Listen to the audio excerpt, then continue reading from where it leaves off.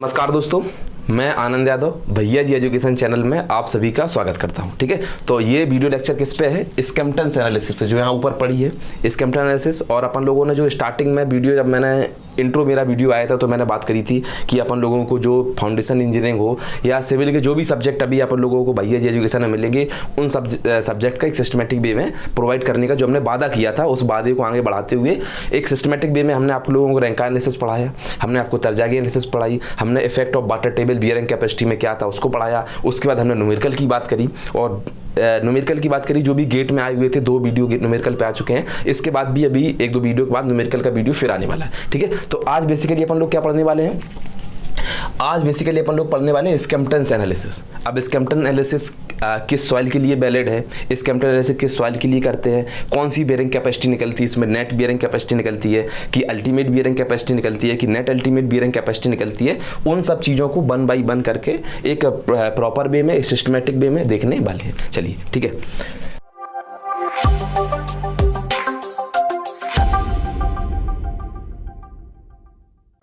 ठीक है। तो सबसे पहले बात करते हैं स्कैम्पटन्स एनालिसिस। स्कैम्पटन्स एनालिसिस में हम क्या कैलकुलेट करते हैं? पहले ये किस सॉइल के लिए बियरिंग कैपेसिटी निकालते हैं? तो सबसे पहले हम किले सॉइल की बियरिंग कैपेसिटी निकालते हैं। किले सॉइल को हम कौन सी सॉइल बोलते हैं? किले सॉइल को हम कोहेसिव सॉइल बोलते हैं, या इसी को फ्रिक्शन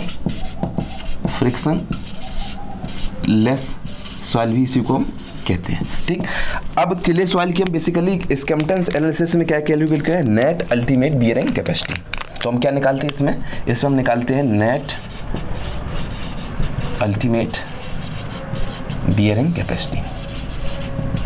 ठीक, जब हमारी फुटिंग कहाँ रखी होगी? किले सॉइल में, तो उसकी हम नेट अल्टीमेट बियरिंग कैपेसिटी निकालते हैं। ठीक, ये स्कैम्पटन्स एनालिसिस का मोटो है कि हम नेट अल्टीमेट बियरिंग कैपेसिटी में निकालना है। किसके लिए?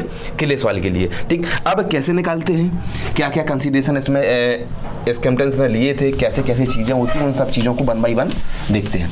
ठीक है, तो ये क्लियर हो गया कि ये किसके लिए है। ये बेसिकली किले सॉइल के लिए, किले सॉइल में नेट अल्टीमेट बियरिंग कैपेसिटी निकालने के लिए इसका हम इस्तेमाल करते हैं। ठीक, अच्छा, और जब अपन लोगों ने तर्जागी एनालिसिस पढ़ा था, तर्जागी एनालिसिस में हमने आप लोगों को एक बात बताई थी। क्या बताई थी? कि तर्जागी एनालिसिस में हमने बताया था कि जो NC हो, NQ हो या N गामा हो, इन सब वैल्यू को हमने क्या कहा था? ये बियरिंग कैपेसिटी फैक्टर थे, NC, NQ और गामा। और हमने इनको कहा था ये किस पे डिपेंड करते हैं? ये डिपेंड करते हैं एंगल ऑफ इंटरनल फ्रिक्शन पे, यानी फाई पे डिपेंड करते हैं। एंगल ऑफ इंटरनल फ्रिक्शन पे चीज़ डिपेंड कर रही थी। ठीक, net ultimate bearing capacity basically अपन लोगों ने, जब मैंने effect of water table on bearing capacity बढ़ाया तो क्या फॉर्मूला आया था? नेट अल्टीमेट का आया था CNC। ये देख चुके हैं अपन लोग। बट स्कैम्पटन्स ने क्या कहा था? स्कैम्पटन्स ने जो एजम्पशन माने तो उनकी बात करते हैं। तो स्कैम्पटन्स ने जो एजम्पशन माने थे, ये NC की वैल्यू निकालने के लिए बेसिकली अपन को कैलकुलेट क्या करना है? NC की वैल्यू कैलकुलेट करनी है। तो NC की वैल्यू कैलकुलेट करने के लिए स्कैम्पटन्स ने कुछ एजम्पशंस माने थे। क्या एजम्पशंस माने थे? किन किन रेशियो के बेसिस पे NC की वैल्यू कैलकुलेट करते हैं, वो सब कुछ अपन लोग अभी जानेंगे। ठीक, तो इसको एक काम करते हैं, थ्योरी लिख लेते हैं। ठीक है, चलो थ्योरी जो इंपॉर्टेंट पॉइंट्स हैं वो लिख देते हैं। स्कैम्पटन्स एनालिसिस मैं बोल देता हूँ, लिख लो जिसको लिखना है। Skempton's analysis is used to determine the net ultimate bearing capacity of a clay soil. एक बार मैं फिर रिपीट करता हूँ कि स्कैम्पटन्स एनालिसिस किसके लिए? Skempton's analysis is used to determine the net ultimate bearing capacity in a clay soil. ठीक है, तो क्ले सॉइल के लिए नेट अल्टीमेट बियरिंग कैपेसिटी निकालने के लिए फॉर्मूला क्या आएगा?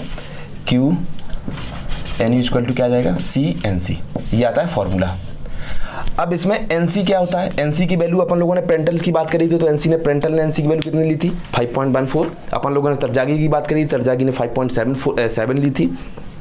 तो NC की वैल्यू डिपेंड करती, बट N गामा, NQ और N गामा की वैल्यू कांस्टेंट थी। NQ की वैल्यू 1 थी और N गामा की वैल्यू 0 थी। चाहे वो प्रेंटल हो, चाहे वो तर्जागी हो, चाहे वो स्कैम्पटन्स हो, सबके लिए ये वैल्यू कांस्टेंट है। बट NC की वैल्यू क्या होती है? चेंज होती है। ठीक, अब NC की वैल्यू कैलकुलेट कैसे करते हैं? तो तर्जागी ने बात करी थी, तर्जागी ने कहा था NC, NQ, N गामा किस पे डिपेंड करते हैं? एंगल ऑफ इंटरनल फ्रिक्शन पे।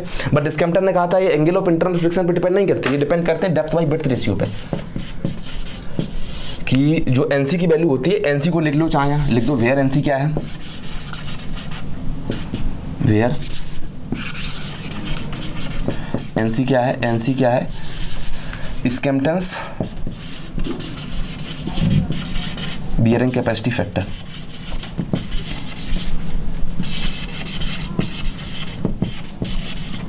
ठीक है। तो वहाँ पर लोगों ने bearing capacity factor NC, NQ, N gamma की बात करी थी। जो यहाँ एनसी आता है वो क्या है, एनसी है स्कैम्पटन्स बियरिंग कैपेसिटी फैक्टर। और ये किस पर डिपेंड करता है, लिख लेना चाहे, it depends on the depth by width ratio, sorry DFY/B ratio. एक पॉइंट अगला करके लिख लो, it depends on depth by width ratio. अब समझ लो डेप्थ और विड्थ रेशियो का मतलब क्या, जैसे मान लो ये हमारी फुटिंग है,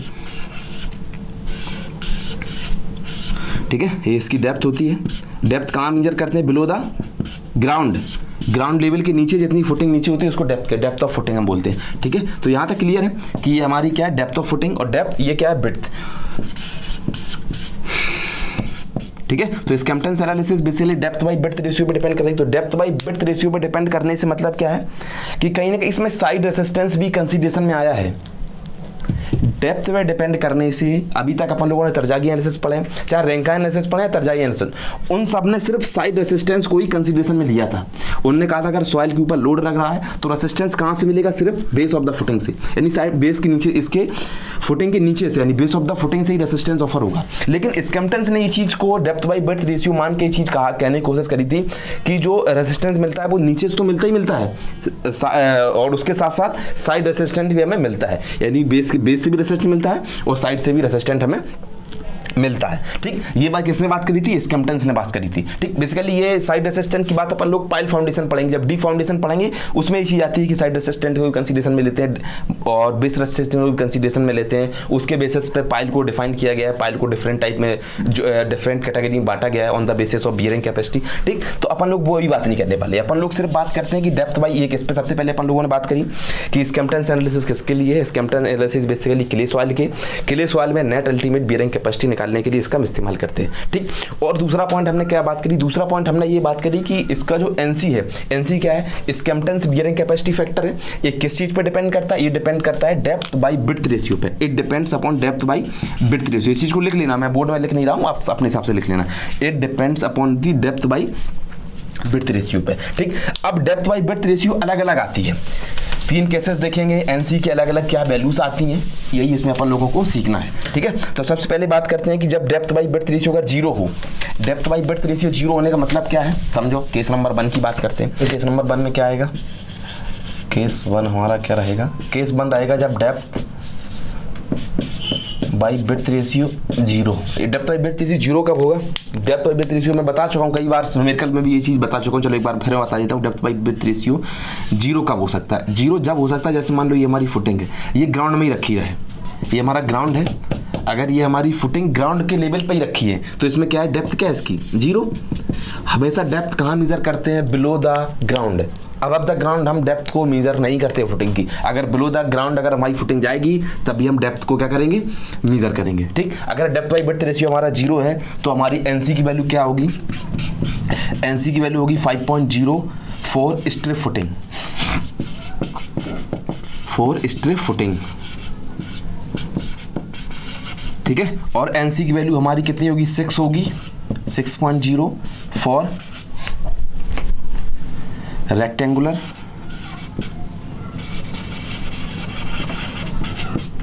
square, circular and raft foundation. Raft footing या राफ्ट फाउंडेशन, राफ्ट फुटिंग लिख दिया हमने, ठीक है। तो एनसी की वैल्यू हमारी 5.0 होगी फॉर स्ट्रिप फुटिंग, 6.0 होगी for rectangular footing, for square footing and circular footing, और राफ्ट फुटिंग इसी के अंतर्गत में आ जाएगा, ठीक। तो पहला केस समझ में आया। तो इसीलिए अपन लोगों ने बात करी थी कि स्कैम्पटन्स एनालिसिस में क्या था कि बेस रेजिस्टेंस के साथ साइड रेजिस्टेंस भी कंसीडरेशन में था। जब हमारा साइड रेजिस्टेंस कंसीडरेशन में था तो हमने नेट अल्टीमेट बियरिंग कैपेसिटी के लिए अपन लोगों ने फॉर्मूले की बात करी। तो नेट अल्टीमेट में क्या था फॉर्मूला, CNC। ये नेट अल्टीमेट में निकालना सिखा चुका हूँ, अल्टीमेट माइनस ओवरबर्डन प्रेशर, ये अपन लोगों ने बहुत डिटेल में पढ़ चुके हैं इस बात को, ठीक। जिसने नहीं देखा है वो मेरा पिछले वीडियो जाके देखें, वहाँ मैंने इस चीज़ को बड़े अच्छे वे में एक अच्छे तरीके में एक्सप्लेन करने की कोशिश करी है, ठीक। उसके बाद केस नंबर 1 हो गया। अब केस नंबर 2 की बात करते हैं। तो केस नंबर 2 में क्या आएगा हमारा, केस सेकंड में क्या आएगा कि डेप्थ बाई विड्थ रेशियो अगर हमारी 0 से बड़ा है और छोटा किससे है, 2.5 से। अगर हमारा डेप्थ बाई विड्थ रेशियो 0 से बड़ा है और 2 से छोटा है तो एनसी की वैल्यू कितनी होगी, तो एनसी की वैल्यू होगी 5.01 प्लस 0.2 DF/B। ये किसके लिए हो गया, फॉर स्ट्रिप फुटिंग, बस इसमें फॉर्मूले ही हैं और कुछ ज़्यादा विशेष नहीं है, बस फॉर्मूले अपन को याद रखना है, समझना है कैसे याद करना है वो अभी बताएंगे अपन लोग लास्ट में। और एनसी की वैल्यू होगी 6.0 1 + 0.2 डेप्थ बाई ब्रेड्थ। ये किसके लिए होगा? ये होगा 4 स्क्वायर और सर्कुलर फुटिंग के लिए, स्क्वायर एंड सर्कुलर फुटिंग। बता चुका हूँ स्क्वायर और सर्कुलर फुटिंग के लिए कैसे बियरिंग कैपेसिटी कैलकुलेट करते थे तरजागी एनालिसिस में, मॉडिफाइड तरजागी एनालिसिस के मॉडिफाइड तरजागी इक्वेशन की अपन लोगों ने बात कर चुके हैं, वहाँ सबको जान चुके हैं। स्टेप फुटिंग की कैसे निकालते हैं, रेक्टेंगुलर फुटिंग के लिए कैसे निकालते हैं, स्क्वायर फुटिंग के लिए कैसे निकालते हैं, सर्कुलर फुटिंग के लिए कैसे निकालते हैं, सब मैं बता चुका हूँ बहुत अच्छे वे में, ठीक।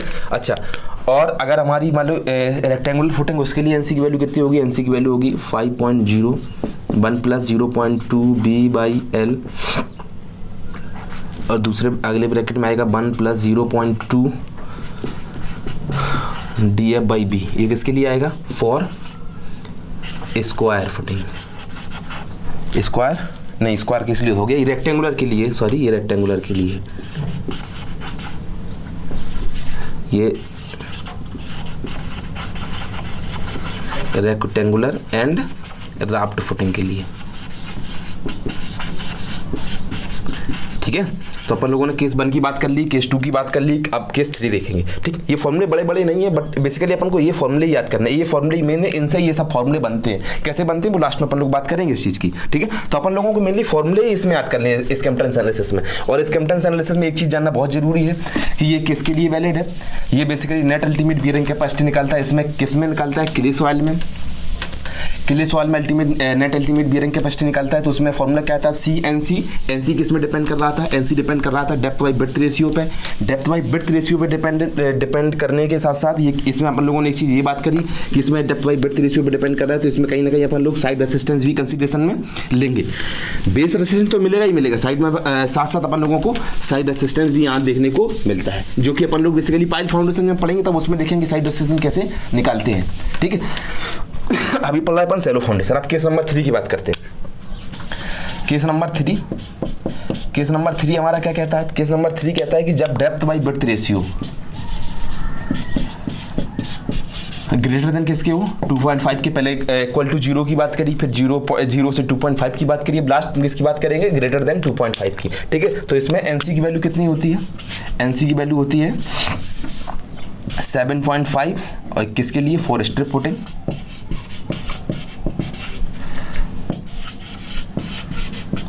स्ट्रिप फुटिंग के लिए है। और एनसी की वैल्यू हमारी 9 हो जाएगी किसके लिए? फॉर जो भी बात करी थी रेक्टेंगुलर और स्क्वायर की बात करी थी, ठीक। और अपन लोगों ने सर्कुलर की बात करी थी और राफ्ट फाउंडेशन, ठीक। इन सब के लिए क्या आ जाएगा? एनसी की वैल्यू 9 हो जाएगी, तो ठीक है। तो कहीं ना कहीं एनसी की वैल्यू अपन ली। अब अगर एनसी की मैक्सिमम और मिनिमम वैल्यू की बात करें तो एनसी की अगर हम स्ट्रिप फुटिंग के लिए बात करें तो स्ट्रिप फुटिंग के लिए एनसी की मैक्सिमम वैल्यू क्या थी? एनसी की मिनिमम वैल्यू की सबसे पहले एनसी मिनिमम की बात करते हैं। तो मिनिमम था हमारा कहाँ से? 5 से शुरू हो रहा था और गया कहाँ तक है? एनसी मैक्स कितना गया है? कहीं ना कहीं यही तो मैक्सिमम गया है 7.5, तो ये क्या आ गया? 7.5। अब हम स्ट्रिप के अलावा फुटिंग, चाहे हमारी वो रेक्टेंगुलर हो, मैं लिख दे रहा हूँ रेक्टेंगुलर हो, स्क्वायर हो, स्क्वायर के साथ साथ सर्कुलर हो, ठीक, या अदर लिख देते तो ज़्यादा, चलो लिख दे रहा हूँ स्क्वायर रेक्टेंगुलर राफ्ट फुटिंग हो। इन सब के लिए मैक्सिमम कितना था? एनसी मैक्सिमम कितना है हमारा? एनसी मिनिमम, एनसी की मिनिमम वैल्यू कितनी है? 6 से शुरू हुई थी, ठीक। और मैक्सिमम कितना गया है?